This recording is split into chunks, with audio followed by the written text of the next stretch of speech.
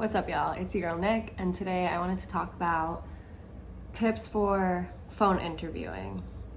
Before we get into it, I need to change into a better outfit, and that'll lead us into some of our tips.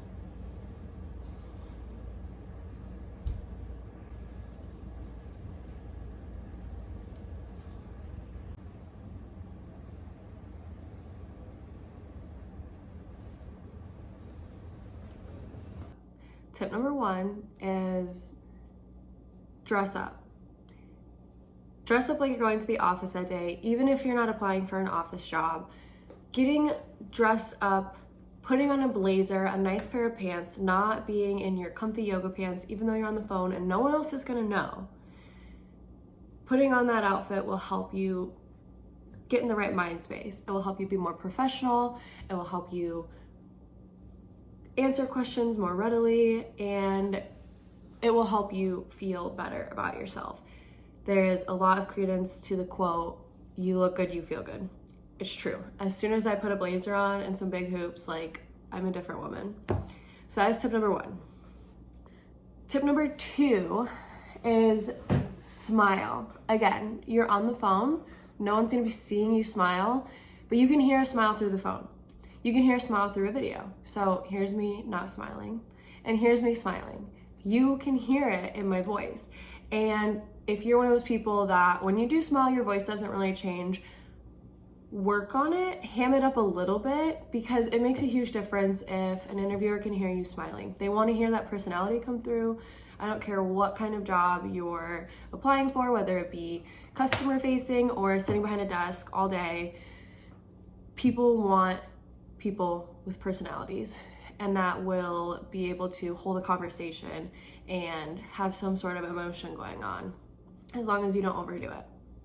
Tip number three, really important, something we don't necessarily think about when we're doing interviews in person, is you want to make sure you have good cell service. So if you have an apartment or a home that is like a dead zone for service and you drop calls all the time, you need to find somewhere else quiet to go and do it, because there's nothing worse than dropping a call or being like, "Can you hear me now? Can you hear me now?" Moving around your apartment, trying to get a better signal so that you can continue your interview. And it's not something that you can necessarily change, and I would hope most interviewers would understand that it's not your fault if your cell phone drops service or cuts in and out, but you want to be presenting your best package. You're already dressed up, you are smiling when you're talking. We don't need to be dropping the calls. Tip number four is practice. This goes for phone interviews, Skype interviews, Zoom interviews, in-person interviews. Practice beforehand. What's really cool about phone interviews is that you can have, and you should have, all of your notes in front of you. So when I say notes, I mean you should have your resume, all of your letters of reference, all of your letters of recommendations.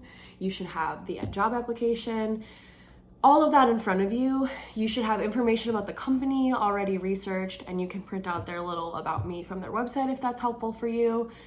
And something else that I've started to do more recently is I will have the interviewer's LinkedIn profile pulled up. It makes a big difference when you can connect with somebody on a personal level. At the end of the day, we're all humans and we want to talk about ourselves. So if you know a little bit about them, where they were before this job, it will help you connect with them. So you want to be prepared ahead of time by knowing all of your notes, understanding what's on your resume, practicing those interview questions that are a little bit tougher, having good answers, but having it all in front of you will help you recall that easier. And just because you can have all of that in front of you doesn't mean you shouldn't practice ahead of time. Try your best not to say Instead of saying just let there be silence. Be okay with that silence and just kind of try to get your thought going quickly. You could have a phrase that you work with. That's a really interesting question. You could actually even ask for a couple seconds. That's a great question. I've never been asked it before. If you give me just a few moments to gather my thoughts, that would be helpful.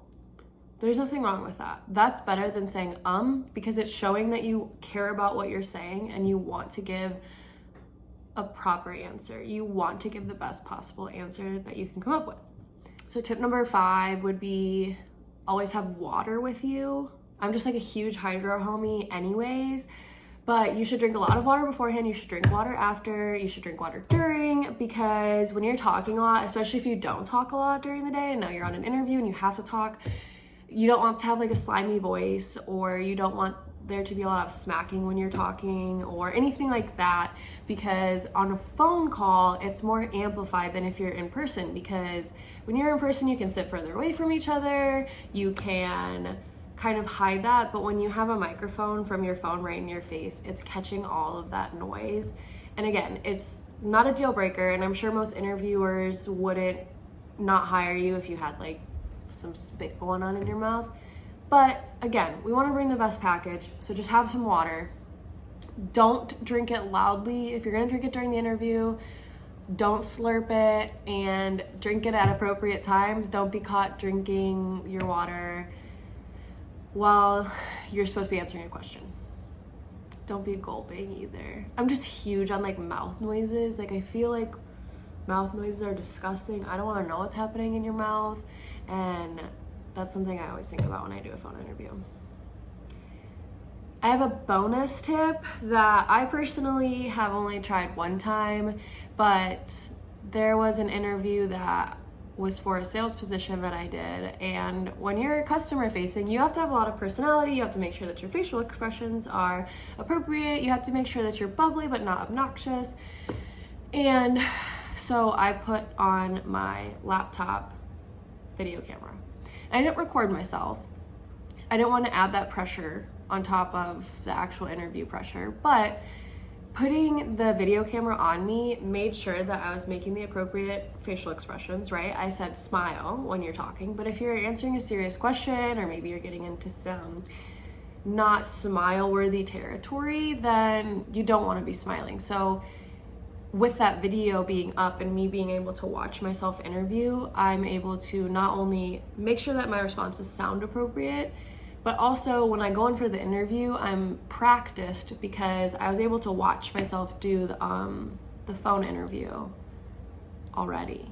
So if I see something on the video while I'm doing the phone interview, I might take a note and say, okay, when somebody asks you what your biggest weakness is, don't roll your eyes and say, So it just helps you with future interviews in person. What else? Some other just small tips I have for phone interviews or video interviews would be make sure you're in like a quiet place, make sure that all of your electronics are charged, make sure you aren't going to have any interruptions, make sure you're not clacking away on your keyboard. Really give them your full attention. If you are having trouble sitting down, staying motivated and energized during an interview, as long as you can do it quietly and don't lose your train of thought, I love to stand up and walk around while I'm on the phone. Interviews or conversations with friends or family, it doesn't matter. I am a huge walk around on the phone kind of girl, and it helps keep your wheels like physically turning in your head, and I think that it keeps you more engaged in the conversation. I wouldn't walk around and like mess with things or like do the dishes in the background. That's not what I'm saying. If you can just get up, stay in your apartment, your room, wherever you're taking it, in your closed, quiet environment, just walk around if you're having trouble. In high school, we used to take breaks in the middle of some classes because teachers said that it was proven that if you like get up and change your physical space, then your mind space will change as well. And then I took some courses through my last job where they reiterated the same point. Like if you physically have to get up and change what atmosphere you're in, it will re-energize you and wake your brain up and make you, in this circumstance, a better interviewer. Don't be afraid to talk about money. Don't be afraid to be picky. Give honest answers, because if you're lying about how proficient you are at SAP or SPS or CSS, CS++, whatever, it'll come out in the job. And when you say that you can create all the macros in the world on Excel, and then somebody comes to you first day and asks you to make a macro and you can't do it, it's not gonna look very good. So don't lie, be honest. When I took a Toastmasters class, which is like this global club for speeches and speaking in public, they talked to us about if you don't like a question that you've been given, to reframe the question with your answer. So say the age-old, what's your biggest weakness? Nobody likes that question. It's super cliche. Everyone always says my biggest weakness is I'm a perfectionist, right? If you don't like the way that the question is phrased, change it with your answer. Reframe it with how you respond. So, what's your biggest weakness? Some areas that I could improve upon would be, right? So it doesn't sound like you're saying that you have a weakness. You're still recognizing that there is room for growth, no matter how advanced or senior you are. But now it doesn't sound like you're saying, I have this huge, gigantic, gaping weakness in my resume. It's more of, I know there's room for improvement. I recognize it. I want to work on it. And it makes your answer that much better. Definitely talk with friends and family, talk with a recruiter, go on job boards, do your research ahead of time. They're looking for certain buzzwords. They usually put that in the application or the job description, and you should use those when you're talking. Even though it sounds corny and cheesy, it makes a difference, and it shows that you're prepared and you are excited to do this job and you really took the time to learn more about the company and the position. I love interviewing, so I hope this helps people. So that's what I got for you today. Make sure you like and comment and subscribe and leave a comment. Tell me some more tips. I love to interview, so I always want cool, better, new tips for interviewing, especially in this like digital age, and especially during COVID-19 when everything is online or on the phone to start. Okay, bye.